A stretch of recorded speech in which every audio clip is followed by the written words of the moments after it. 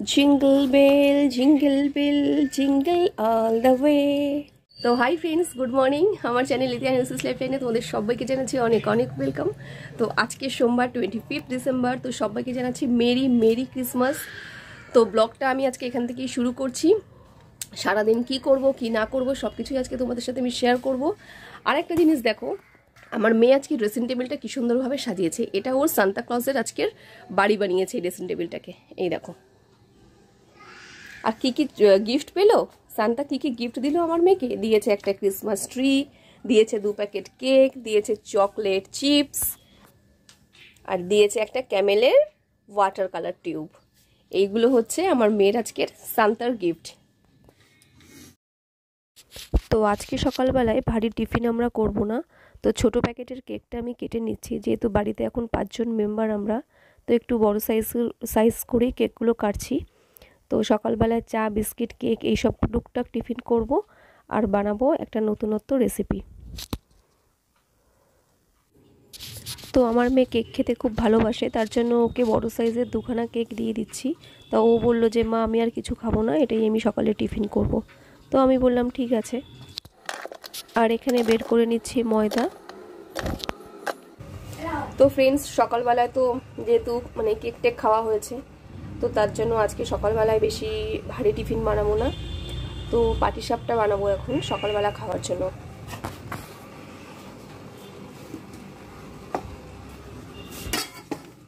তো দেখো, এইটা হচ্ছে নারকেল, এই নারকেলের সাথে আমি দুধ দিয়ে, খোয়া ক্ষীর দিয়ে আর চিনি দিয়ে না একটু ক্ষীর মতন করে রেখেছি। তো এইটা দিয়ে আজকে পাটিসাপটাটা আমি বানাবো। তো প্রত্যেক দিন একঘেয়েমি টিফিন ভালো লাগে না, আজকে একটু নতুনত্ব কিছু করি, তারপরে রান্নাবান্না শুরু করব। তো দেখো, এখানটায় ময়দা নিয়ে নিয়েছি চিনি, আর এখানে অ্যাড করব সুজি আর দুধ অ্যাড করব। তো দেখো, আমি না সুজিটাকে আগের থেকে একটু গরম জলের মধ্যে আর কি প্লেন জলের মধ্যে ভিজিয়ে রেখেছিলাম। তো সুজিটা একটু ফুলে যেতে তারপরে আমি ময়দা চিনিটার মধ্যে সুজিটা অ্যাড করে দেবো, আর এই দুধটাও এখন দিয়ে দিচ্ছি।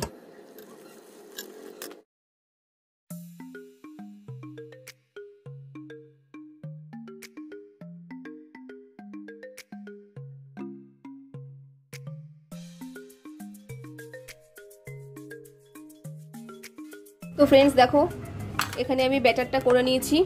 এই যে সুজি, ময়দা, দুধ আর চিনি এই দিয়ে ব্যাটারটা আমি এখানে বানিয়ে নিয়েছি। এবার একটা একটা করে পাটিসাপটাগুলো ভেজে নেব।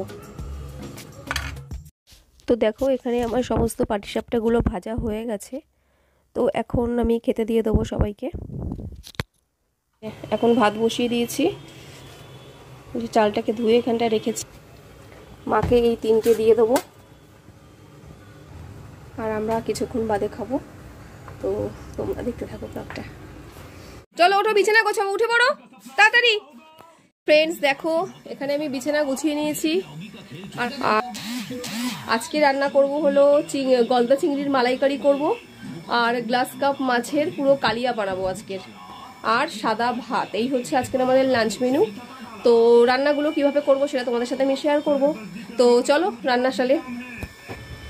তো দেখো ফ্রেন্ডস, এই যে ফ্রিজ থেকে বের করে নিলাম এই যে গলদা চিংড়ি, আর এই যে গ্লাস কাপ মাছ, এইটাই আজকে রান্না করব।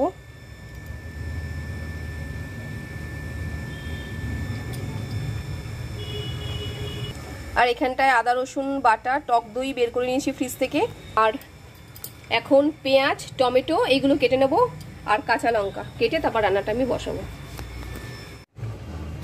তখন এই মাছটার মধ্যে নুন, হলুদ আর লঙ্কার গুঁড়ো এখানটায় দিয়ে নিয়েছি। আর এই যে এইটাকে পেস্ট করব। আর এই যে পেঁয়াজ, ধনেপাতা আর কাঁচা লঙ্কা এখানে কেটে নিয়েছি। আর এখানে টক দই, রসুন বাটা, আর এখানে। তো আমি প্রথমে মাছগুলোকে ভালো করে ডিপ ফ্রাই করে নিচ্ছি, আর ওই একই তেলের মধ্যে গলদা চিংড়িগুলোকেও ভেজে রাখবো। তো প্রথমে করব আমি গ্লাস কাপ মাছটা, তারপরে করব গলদা চিংড়ির মালাইকারিটা। তো দেখো, প্রথমে তেলের মধ্যে আমি জিরে ফোড়ন দিয়ে পেঁয়াজটাকে ভালো করে ভেজে নিচ্ছি যতক্ষণ না পেঁয়াজটা গোল্ডেন ব্রাউন হয়।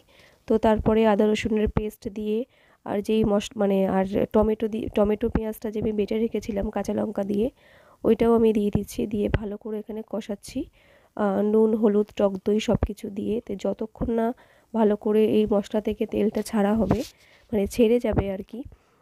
ততক্ষণ পর্যন্ত কষাবো। আর সাইডে বসিয়ে দিয়েছি গরম জল। তো ওই গরম জলটা মানে ওই কষানো মশলাটার মধ্যে দিয়ে ভালো করে ফোটাবো। তো ঝোলটা যখন একটু গাঢ় হয়ে আসবে তখন ভাজা মাছগুলোকে আমি দিয়ে দেবো।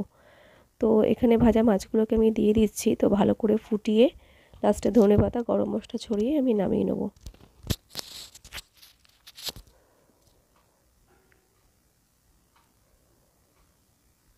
তো এবার করব আমি গলদা চিংড়িটা। তো গরম জলের মধ্যে না আমি আমুল দুধ কিছুটা মিক্সড করে রাখছি, কারণ কি আমার কাছে নারকেল থাকা সত্ত্বেও আমি নারকেলের দুধ এই মুহূর্তে বের করতে পারছি না, তার জন্য আমি আমুল দুধ দিয়েই এটা করব। তো কড়াইয়ের মধ্যে তেল গরম করে সামান্য একটু জিরে ফোড়ন দিয়েছি।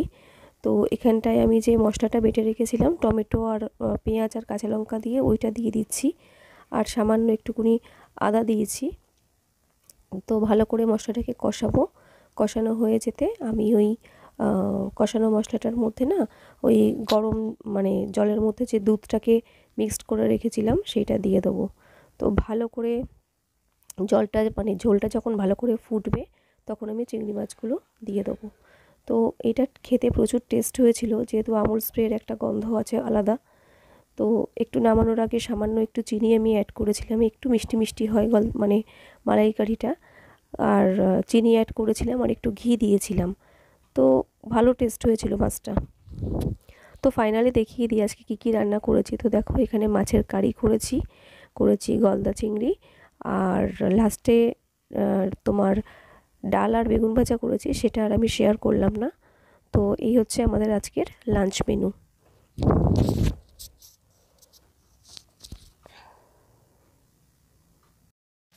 তো দুপুরবেলায় বেড়ে নিলাম সবার জন্য খাবার, আর আমার মেয়ে আজকের ওর কাকার ঘরে খাবে, তার জন্য আমি আর আমার শাশুড়ি মা আমার হাজব্যান্ড এখানে এখন খেয়ে নেব। গুড ইভিনিং ফ্রেন্ডস, তো চলে আসলাম আবারও আমি। তো এখন লিকার চা করেছি, লিকার চা করে শাশুড়ি মাকে দিয়ে এসছি। তো আর একটা দাদা এসেছিলো বাড়িতে, তাকেও দিয়ে আসলাম, আর নিজে নিয়ে চলে এসেছি একটু লিকার চা। আর এই ঠান্ডার সময় মানে একটু গরম গরম চা খেলে কি ভালো লাগে সন্ধ্যাবেলায়। আর আমার তো প্রচণ্ড কাশি হয়েছে, তো কি বলবো মানে বারবার করে যদি লিকার চা হয় সেটা মনে হয় বেশি ভালো হয় আমার পক্ষে। তো লিকার চা নিয়ে চলে আসলাম, আর এক পিস কেক নিয়ে চলে আসলাম। তো চা আর কেকটা খেয়ে নিই, তারপরে বাদবাকি কাজগুলো করব। তো ফ্রেন্ডস দেখো আমার হাজবেন্ড নিয়ে এসছে ফুচকা, এই যে টক জল,